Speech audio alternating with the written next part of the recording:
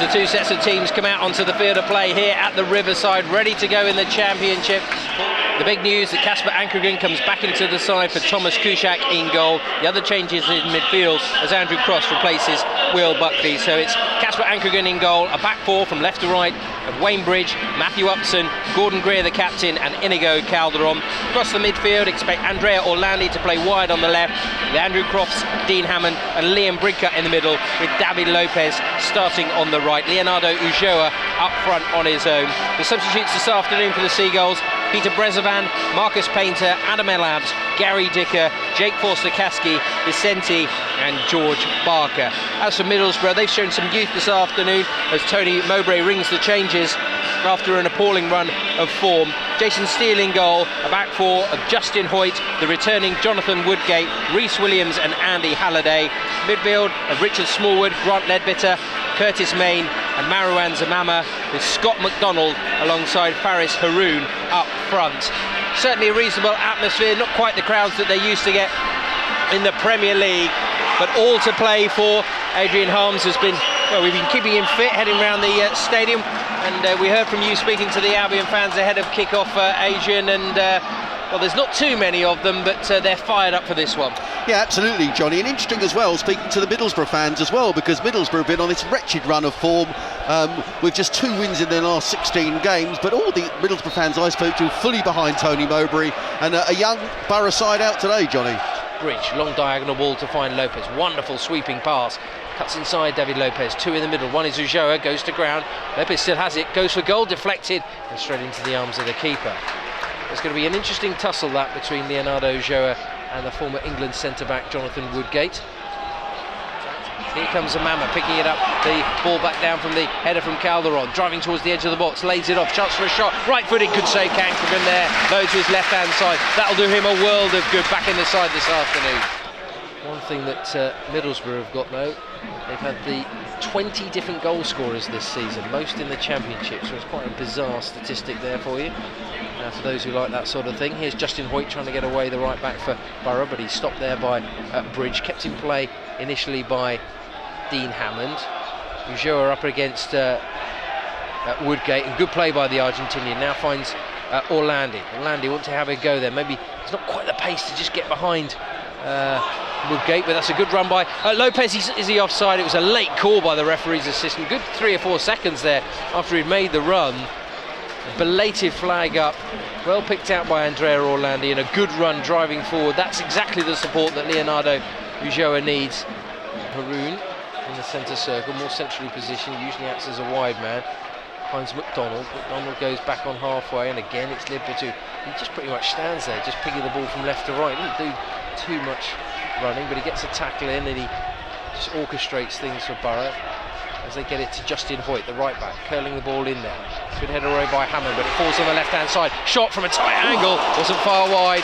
One of the best chances of the game there, falling on that left side. I think it was Halliday who let fly. It was a decent connection, but in the end it was off target. It was a terrific connection, wasn't it? And it just sort of proved a point there that I think Middlesbrough feeling they can push forward a little bit. The backmen are going to push up a lot, Johnny. There's real no threat from the Albion apart from Ulloa up there, and so I think they're just being able to push forward a little bit down, particularly this right-hand side, and cause the Albion 1 or 2 problems. To hear Andrew Cross talking about his promotion with Norwich. They've been involved in a playoff before though. Here's Andrea Orlandi. Looks up, he's got Crofts to his right. Crofts now teaming up with Orlandi. Continues his run back in field. Needs a little bit of help, but he's still maintained possession. No rush to offload it just yet, but then finds Greer. Greer now curling ball, trying to angle it in there to Leonardo Ulloa, who peeled off at the back post, but it's well won there by Andrea Orlandi. Now Wayne Bridge back inside, chance for Ulloa, chips it in there, good run by Hammond, chests it down, tries to turn right-footed, he stuck it over. Well, it was well picked out by Leonardo Ulloa, and he got the wrong side slightly there, Dean Hammond. He chested it down neatly, but then he had to turn pretty much 180 degrees and couldn't angle it back on target. Well, the encouraging thing about that, Johnny, was at least Dean Hammond was forward. He was inside the 18-yard box. We haven't seen too much of that so far from the Albion, and he gave Ulloa some options. It was a good chip ball forward.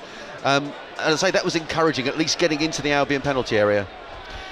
You know, Bolton were in the playoffs when they were 1-0 up against Bristol City. That equaliser means they're down to 8th. It's just so close, isn't it? Yeah. Wayne Bridge gets a lucky rebound, continues his run though, looks to get past his marker. He's got Joa in the middle, two there.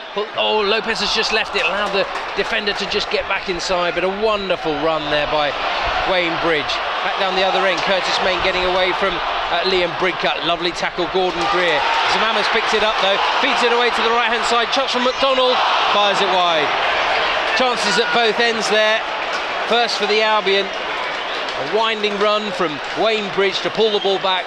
It was left by Lopez, but the defender cleared, and then straight back down the other end, it's Scott McDonald who fires wide. Well, the pressure's building, Johnny, isn't it? You know, you just get the feeling that you know, a goal is on its way for the Albion. They're getting in support of Bajur. The midfield are pretty much winning those 50-50 balls, which they weren't necessarily in the first half.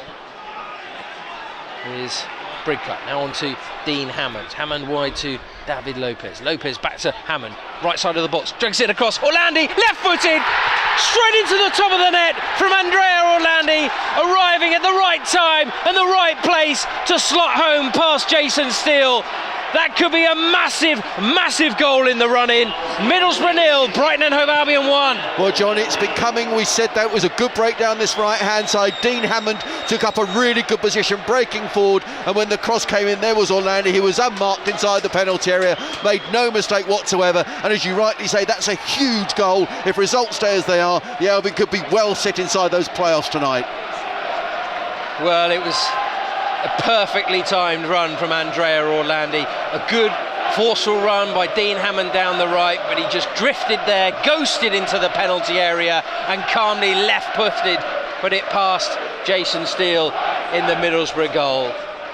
Bridcut has it in the midfield, bit of space to his right for Crofts, but elects to go to Dean Hammond. On there to Ulloa, brings it down into his stride, he whips it away to the right to find David Lopez. Three in the middle to pick out. Lopez curls it in there, glancing header, oh, and Ulloa just got a touch on it, and it goes away towards the far corner, and it out for play for a throw, but well, I think it was Dean Hammond who was arriving late at the end of the box, but he couldn't get to it after the initial touch from Ulloa, but Ulloa had to go for it there. Yeah, absolutely, a lovely cross from David, wasn't it? A curling cross from this right-hand side. Ulloa in the right place and very nearly a second, and that would be the sealing goal, John. If the Albion could get another one, I think that'll be job done. They have a throw 5 yards from the byline. Bridge takes it, gets it back from Crofts. Against Ledbetter, but he's found Orlandi, left side of the penalty area. Now he whips it in at the near post. Again Ulloa is there, again it comes off the top of his head. He's about 3 inches taller there. Nice ball back into Calderon from Lopez, into the penalty area. On goes the Spaniard, looks up, gets the shot away, but it's blocked there by Rhys Williams and picked up by the keeper in a Middlesbrough goal. That was so unlucky, it was a lovely ball, and Ulloa just couldn't quite get there, but 2 good chances for the Albion to get that second goal. Well, Borough trying to find a response. McDonald, curling ball across to Curtis Main, brings it down, cuts back in on his right foot. Again it's another good block, and again it's from Gordon Greer. This time it's out of play for a corner. The Middlesbrough fans trying to do their bit for their side. 21 minutes remaining plus stoppage time in the second half. Corner for Borough from the left, whipped in towards the 6-yard box, downward header, cleared away, may have come across another Borough player I think there, and away it goes to the far right hand side. There's good contact on the initial header. Tackled by Crofts up against Sammy Amiobi. Well, that's good play there by the Welsh international. Wide to the right hand side for Borough.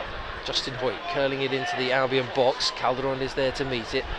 Puts it away only as far as Ledbetter, who's seen the run of Hoyt on the right, but so has Wayne Bridge, who heads it away from inside his own penalty area to find Liam Bridcut. Bridcut's got Lopez on the run, just gets behind the defender. Keeper decides to come, then he changes his mind. Lopez up on the angle, past the keeper, over the top, a fine finish. Cool as you like from David Lopez, and that could be all 3 points in the bag. Middlesbrough 0, Brighton and Hove Albion 2.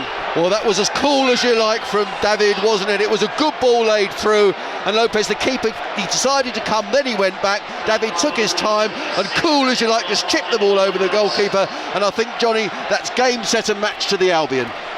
Let's hope so. I think the keeper decided to come, then he changed his mind, and he was on the angle. Lopez just waited, let him come, and then just dinked it over the top into the empty net. The Albion players celebrate in front of those travelling fans, and why not? They have a 2-goal cushion with 15 minutes remaining. And what that has prompted, Johnny, is a mass exodus from the Riverside, looking around as people making their way down the aisles. Clearly the locals think that's over, but it was a terrific break, wasn't it? And Lopez made a really good run down this near side, and it was cool, as you like, when it was the opportunity. And it's difficult to see let's hope. It's difficult to see the Albion losing from here. Bolton have scored against Bristol City. They lead by 2-1. But really, all Albion need to do is focus on their own game, keep picking up the points, keep trying to win, and the rest could become immaterial. Now, I spoke too soon, didn't I, saying all the results were going out. It shows what a huge difference it makes, and what a big win this is. We hope. Here's Carayol trying to take on Calderon, bursting towards the bylights, kept the ball in play, takes a deflection towards the back post and put behind by Dean Hammond. Well, it came off the heel, I think, there of Gordon Greer. It was a good run by Carayol, and it deflected out of the path of Vancragan. And luckily for the Albion, there was Dean Hammond to just put it behind for a corner. Back in to find Bridcut. Bridcut steps away from Grant Lidbetter, then runs into a little bit of traffic and then has to give it away to the left-back Halliday. Azure's whacked, isn't he? He's just behind us. He just had his hands on his knees. He's given everything. But they got the changing tactics. They got people forward, Johnny, in this second period. Yes. Made all the difference. Yeah, you talked about getting support, and well, I think that's probably they want to throw too many players forward too early on in the game. So always positive. More defending to be done here as it swung in towards McDonald. Back to goal. Edge of the box. Right-footed strike just over the bar. Curtis Main couldn't keep that one down. He felt it took a deflection. But I think it's a goal kick, but it will not give Albion the opportunity to make the change. No, Grant Ledbetter has got the decision, and it will be a corner away on the right-hand side. And it'll be a corner away on the right for Borough. Swung in, away swinger there, headed away by Ulloa, and then Gary Dicker it is who helps it on its way up to the halfway line. As Rhys Williams tries to pick out Scott McDonald, he's offside though. Early flag there. So it's the Albion fans who are chanting away to our right and enjoying themselves. And there is the final whistle. Delight boozering out of the Riverside from the Borough fans, but the Seagulls are flying high with all 3 points here at the Riverside. Both goals coming in the second half. The first from Andrea Orlandi, after good work from Dean Hammond down the right. The second, a calm finish from David Lopez, chipping it over the keeper, who advanced forward one-on-one on the angle. And I wouldn't say a comfortable victory. They did their time, they waited for their opportunity, they took him. It was a disciplined, professional performance and a great team performance this afternoon, Adrian.